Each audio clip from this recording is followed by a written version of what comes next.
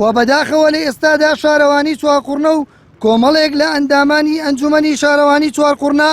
هەستان بە تەرخانکردنی زەوی بە شێوەیەکی زۆر نائەدالەت کە بڕی 366 دۆنم زەویان بۆ یەک تاکە کەس تەرخان کردووە و کە دەکاتە 915,000 مەتر دووجا و بە ڕێژەی 182 ناوچەی پیشەسازی بۆ یەک وەبەرهێن و 4 پرۆژە کە بە ڕووبەری زیاتر لە پێویستی پرۆژە لە کاتێکدا پێویستە ناوچەی پیشەسازی هەمە چەشن بێت و ڕنگدانەوەی پێداویستەکانی ناوچەکە بێت